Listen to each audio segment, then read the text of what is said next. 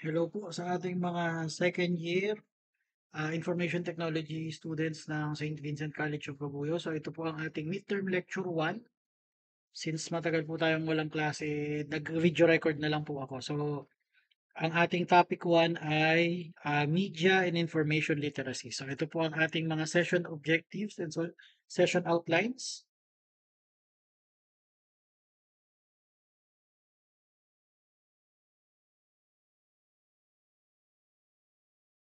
Okay po, so if you say MIL or Media and Information Literacy, in summary, ito po yung ating pag-identify ng mga types ng journalism at saka articles kung fake news siya or legitimate. Although ang kanyang textbook definition ay a set of competencies that empower citizens to access, retrieve, understand, evaluate, use, create, and share information and media content critically, ethically, and effectively. Kasi if you are using fake news or if you will come across fake news, it's imperative for you not to share it again kasi hindi naman lahat ay knowledgeable pagdating sa ganyan. Meron kasing magkakaroon kayo ng tao or individuals na maaapektuhan niya. Kaya hindi siya okay na i-share basta-basta. It's your duty or responsibility to know what you are sharing if it is legitimate or not. So, technologies na nasa MIL po ay media and information. So, ayan po yung mga definition niya.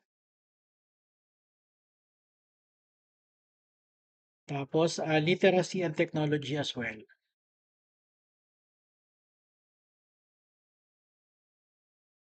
So, types of media natin ay print, broadcast, and digital. Also, media can be physical or not. Ibig sabihin ng media natin, pwede siyang nasa phones nyo lang, pwede rin po siyang nasa dyaryo, pwede rin po siyang personal, kayo yung gagawa ng vlog nyo. Kunwari, biglang nagkabasa inyo, ni-live mo yung account mo, counted na yan as media. So, we have here purposes of media. So, take note na lang po, baka lumabas po ito sa inyong quiz na atin pong gagawin after ng inyong exam kung kayo ay 2A1 to 2A4 at saka 2A11. Tapos ito naman pong quiz natin, ito ang next meeting natin. Kung kayo ay 2A5, 6, 7, 8, 9, 10, 12.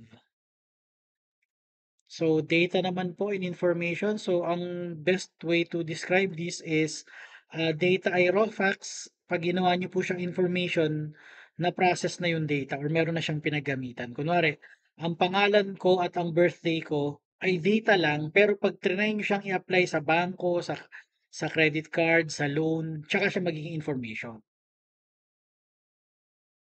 So ito po yung example natin ng or scenario natin regarding data and information.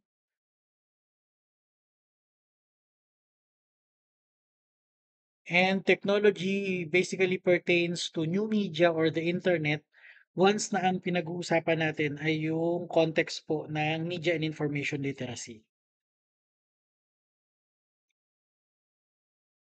And literacy basically is, as mentioned kanina doon sa start ng lecture, if ever mag-come across kayo sa isang article, video, or news, you must have the tendency or you must have the knowledge to at least determine if it's fake news, AI generated, or legitimate siya or talagang nangyari or tamang news siya.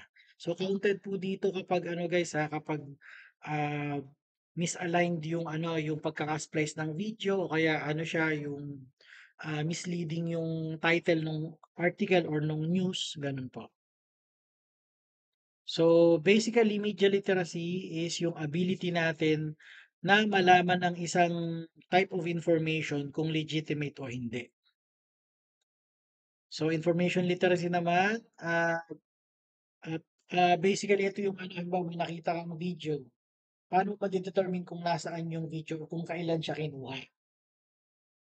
So, technology literacy naman po, yung technically, halimbawa, may naglabas ng AI generated na video. Alam niyo agad kung anong klaseng siya, kung yan ba ay tao talaga ang gumawa o hindi.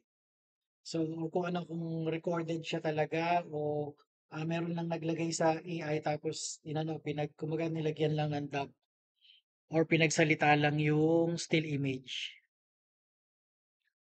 So in summary po, media and information literacy is a set of essential skills and competencies that allow individuals to engage with media and other information providers effectively, as well as develop critical thinking and long life learning skills to socialize and become active citizens. Kasi in a perfect world, tayo po ay ine-expect na to have our own contributions when it comes to social norms or issues. Kasi halimbawa, yung pagbaha ngayon recently, it's our duty to come up with solutions or at least call out yung specific government agencies para sa susunod na taon magagawan siya ng paraan.